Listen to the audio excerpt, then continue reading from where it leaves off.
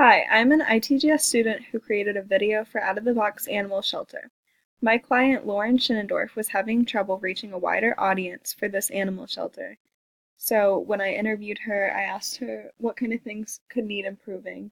She said that while they had a social media such as Facebook, Instagram, and Snapchat, they had limited things to post on there, which is what initially steered me towards a video. However, she also said that their website was out of date and needed updating, and also that many of their files were paper copies and there was not currently a database in place. However, I believe that a video was the best option so she could reach a wider audience, not only to attract more volunteers, but to attract more people who would be willing to adopt the dogs. Now, some of the techniques I used were I imported videos and photos into the official video, and to secure these files, I first put them into Adobe Photoshop and then saved them as a JPEG so they would be more secure.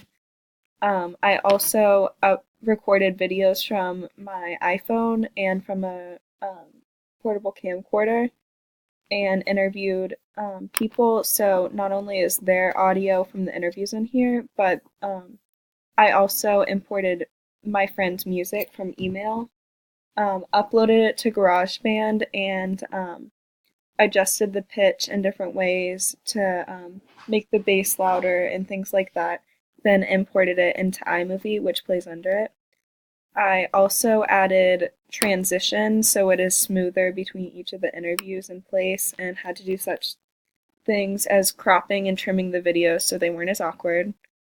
You'll also see there's text under many of the names just as a short description. This was done through iMovie. Once all of this was done, it was then saved in iMovie and uploaded to YouTube.